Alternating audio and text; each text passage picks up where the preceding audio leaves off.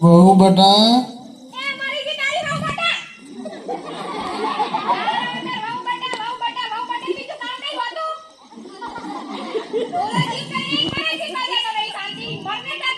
બાપા પાણી પાવ તો હારું. આ ડોસી જતી રહી મારી લોબડી લૂટી ગઈ. એ તો હારી હતી.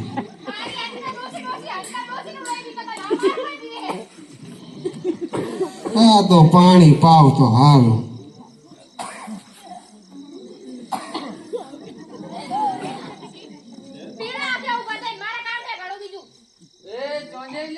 પાણી બતાવજે.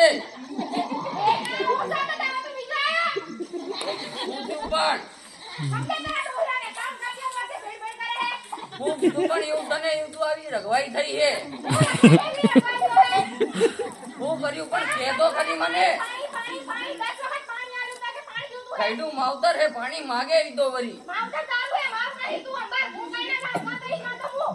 એવું ના હોય માવતર હે રાખવું પડે આપણું. રો આમનો હવે આપણે કઈક ઉપાય કરીએ.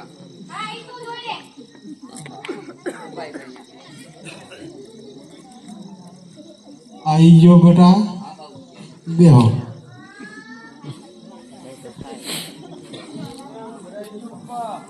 આવી ગયો બેટું બેટા. દાદાજીને પગે પડી જાય. બેટા પાણી પાજી. પાણી બતાવ દાદા માટે.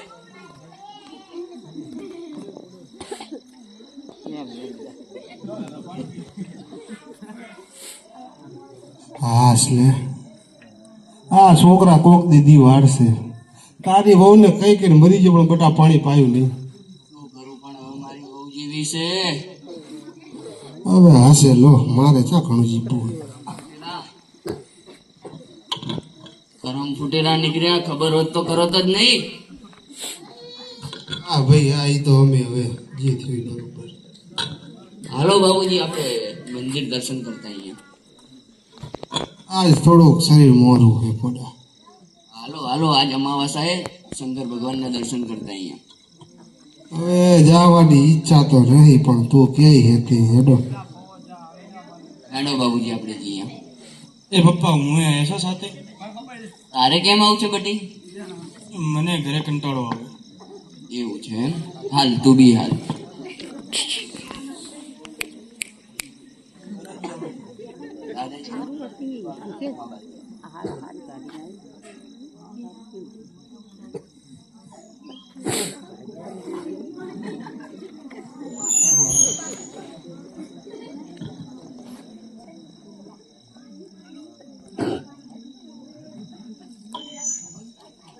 આવો આવો આવી ગયા. તમે વૃદ્ધાશ્રમ વાળા? હા આપણે મારા માતા પિતા છે. બરોબર. મારા પિતાજીને ઘરે તકલીફ બહુ પડે છે. મારી વાઈફ બહુ પરેશાન કરે છે બરોબર. અને હું ઘરે હોતો નહીં અને હું સંભાળી બી નથી શકતો. હા તો આપણે તેમને વૃદ્ધાશ્રમમાં જોડાણ કરાવવું હોય હું ડોનેશન બી આપીશ 5-10 હજારનું. અમે રાખશું.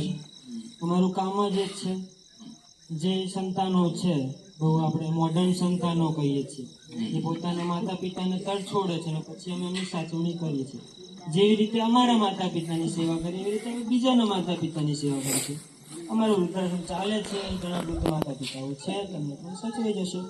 તો ચાલો આપણે ફોર્મેલિટી બધી પૂરી કરી નાખીએ. નામ તમે લખાઈ દો. ફંડ આપવું હોય તો આપી શકો. કોઈ જબરજસ્તી નથી. લખો નાડોદા જયંતિભાઈ અમરાભાઈ. મારો હારો આવે પણ નાડું બાકી તમે જોઈ શકો.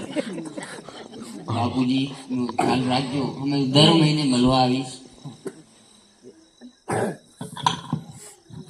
અમાયો બોલો ને બેટા. બોલો ને બેટા. આપણે આમાં શું શું આવે છે?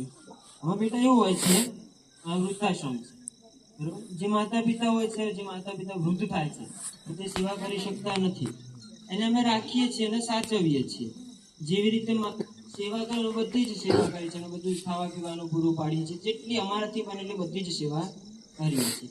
એ બધી રીતે રાખવાનું હોય છે. ઘરે જેવી રીતે રાખે એવી જ રીતે અહીંયા જેમ ઘરે રાખે છે એવી રીતે જ. હા તો મારા મમ્મી પપ્પાનું એ નામ લખી લો ને. લખી નાખીએ ને. અરે બેટુ બેટા તું શું કરી રહ્યો છે અહીંયા? અરે પપ્પા, કાલે મારા લગ્ન થશે ને મારી વાઈફ આવશે તો એ પણ એવી રીતે ઝઘડશે ને, એટલે મેં તમારું નામ પહેલાથી જ લખાઈ દીધું. પછી મારે તમને મૂકવા ના આવવું પડે. મારો મને મારી ભૂલ સમજાઈ ગઈ બેટા. બાપુજી હાલો આપણે ઘરે પાછા, નથી રહેવું અહીંયા. હાલો. એ મારી વાઈફને રહેવું હશે તો રહેશે, તમને હું પહેલા રાખીશ.